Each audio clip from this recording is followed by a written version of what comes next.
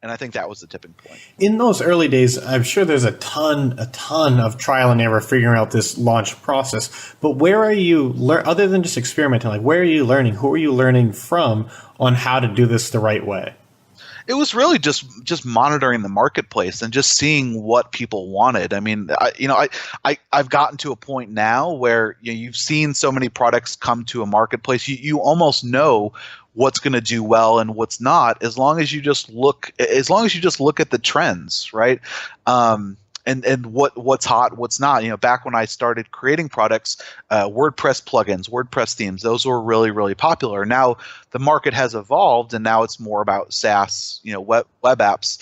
But really just monitoring what people were doing, and so products that have mass appeal, products that anything like traffic related, webinar related, you just kind of know if it's going to do well, and it has a unique selling proposition that your competitors don't have. So you just kind of know from being entrenched in it day in and day out, kind of what's going to work, what's not going to work, and just monitoring what other similar products are doing. And I always say, now that I've been creating products for such a long time, you don't necessarily want to reinvent the wheel. You just want to make the wheel better. So, if you say, oh my God, I have this amazing idea, it's never been done before, that's a major red flag that the product probably isn't going to do very well. There's probably a reason it hasn't been done before.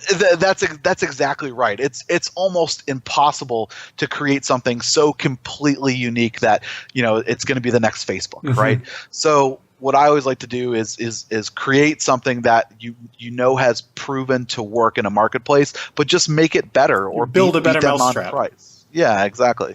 And so how much of the success, obviously the first part is building something that people actually want and are willing to pay for. But from there, it seems like there's so many different routes to market, to promote, to do all those things. How much have you relied on your ability to build and cultivate this strong network of affiliates and partners? Is that one of the major reasons you've been so successful? It's two things. It's a combination of continuing to grow that network of affiliate partners, and it's being able to maximize every single customer that comes through the door. So, if someone's willing to pay you $40, what can you get them? How can you get them to pay you $100, $200, right? Or getting that customer that's willing to pay you one time to get you to pay, on a subscription base, right? And once they're paying $30 a month, how can you get them to pay you $100 a month and $500 a month, right? So it's really, I've always created like a suite of products, like a product ladder. Yeah, exactly, and just continuously move them up that ladder and get them to buy more stuff or willing to pay more for your products and services. Because it's almost like, I forget if it was Dan Kennedy or who said it, but the point always comes back to whoever can spend the most to acquire a customer is going to win. And whoever is going to make the most money from the customer it's a better business. It's easier to grow. And you're going to have way more margin to work with rather than just selling a $27 ebook or whatever it is. You want to have a full suite that you can then move them through as their life cycle progresses. Is that accurate?